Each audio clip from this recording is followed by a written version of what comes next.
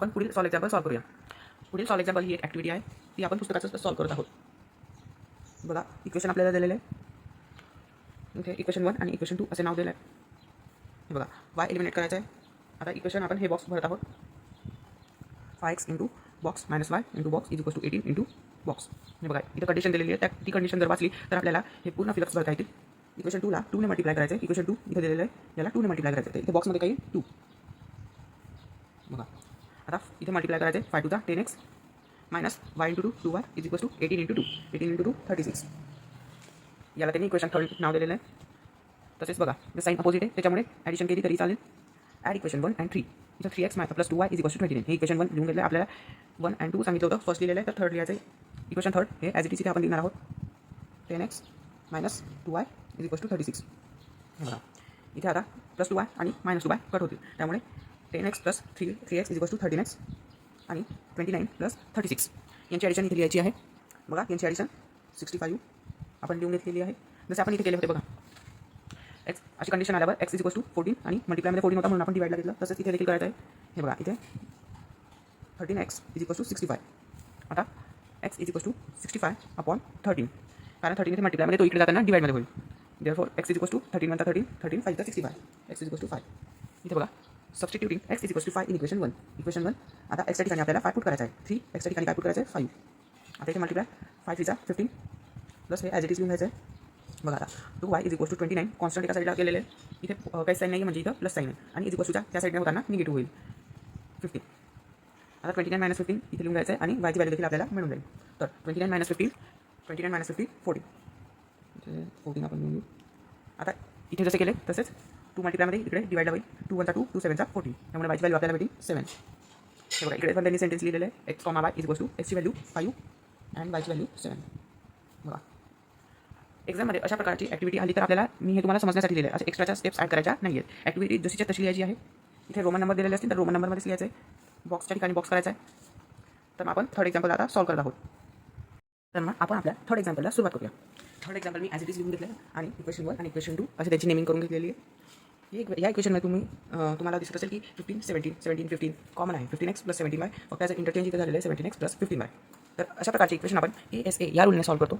हे बघा ASA म्हणजे ॲडिशन सबस्ट्रॅक्शन आणि ॲडिशन यांचे साईन म्हणजे बघा इथे पॉझिटिव्ह आहे, इथे पॉझिटिव्ह आहे, साईन अपोजिट आहे नाही तरीसुद्धा आपण ASA रूल वापरू शकतो, म्हणजे ॲडिशन यांची करू शकतो. तर आपण इथे यांची ॲडिशन प्रथम करून घेऊया. Add equation first and second. बघा मी इथे यांची ॲडिशन करून घेतो. यांची ॲडिशन मी करून घेतलेली आहे.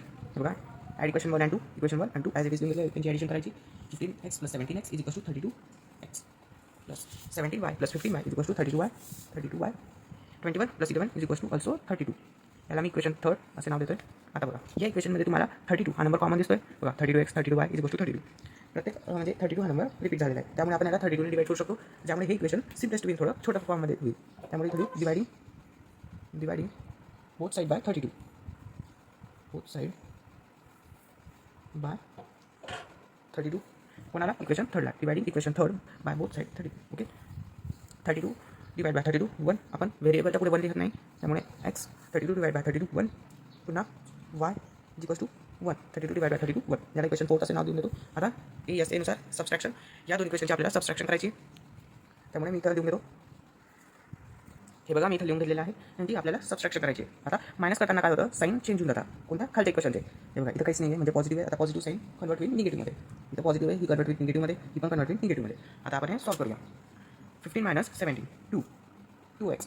पण इथे काय minus, so bigger number sign minus, त्यामुळे 2ला पण काय मायनस साईन भेटेल. आता plus minus minus 17 minus 15 2y. परंतु इथे 17 हा बिगर नंबर आहे आणि याची साईन पॉझिटिव्ह आहे, त्यामुळे इथे काय होईल 2ला पॉझिटिव्ह साईन मिळेल. इज इक्वल टू 21 आणि 11. 21ची साईन आहे प्लस 11ची मायनस प्लस मायनस मायनस आणि यांची पण मायनस होईल. 11 minus 11 21 minus 11 10. Greater number sign positive, त्यामुळे इथे पॉझिटिव्ह साईन. याच्यात तुम्हाला काय कॉमन दिसतोय 2. फर्स्ट मी याला नेहमी करून घेतो इक्वेशन 5. याच्यात 2 हा कॉमन आहे, म्हणजे 2च्या टेबलमध्ये 2 सुद्धा येतो आणि 5 सुद्धा येतो, त्यामुळे आपण इक्वेशन 5ला 2 ने डिवाइड करू. Dividing both side dividing equation 5 by 2. Dividing equation ठीक आहे. Dividing equation 5 by 2 on both side. 2 divide by 2 1. व्हेरिएबलच्या पुढे 1 येत नाही, त्यामुळे व्हेरिएबल, पण इथे मायनस आहे त्यामुळे minus x plus 2 divide bye y म्हणजे 1. इथं चुकून हां 10 डिवाइड बाय 2 5. हे झालं आपलं इक्वेशन नंबर 6. हे बघा आता आपल्याला इक्वेशन 4 आणि 6 मिळाले ते आपण ऑब्झर्व करूया. यांची साईन काय पॉझिटिव्ह म्हणजे इक्वल साईन आहे. एक्सची साईन इथं काय काहीच नाही म्हणजे इथं काय पॉझिटिव्ह साईन, इथं काय निगेटिव्ह. हे अपोजिट साईन आहे त्यामुळे आपण इक्वेशन 4 आणि 6 यांची ॲडिशन करून एक्स कट करू शकतो. त्यामुळे आपण इथं लिहूया ॲडिंग इक्वेशन 5 आपलं 4 अँड 6. चला यांची ॲडिशन करून घेऊ.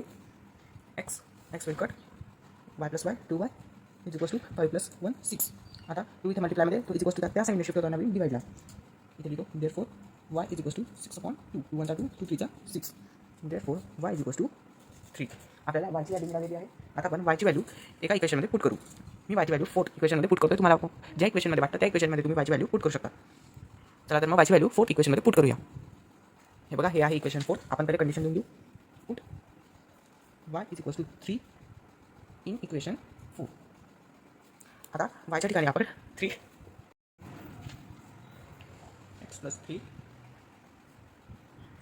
आपण वायची व्हॅल्यू इक्वेशन नंबर 4 मध्ये पुट केलेली आहे. हे बघा इथे मी हे सॉल्व करून घेतलेलं आहे. आता हा 3 इकडे जाताना निगेटिव्ह होईल कारण इकडे पॉझिटिव्ह आहे. बिगर नंबर साईन मायनस त्यामुळे इथे -2 आले आणि इथे मी सेंटेन्स लिहून घेतलेलं आहे. Solution of the equation is x, y -2, 3. अशा प्रकारे हे इक्वेशन सॉल्व होतं हे असे रूलने. अशा प्रकारे आपण सगळे सॉल्व एक्झाम्पल सॉल्व केलेले आहे. आता आपण पुढील व्हिडिओमध्ये प्रॅक्टिस सेट 1.1 ला सुरुवात करणार आहोत. हे सॉल्व एक्झाम्पल तुम्हाला समजले असतील तर आमच्या व्हिडिओला लाईक करा.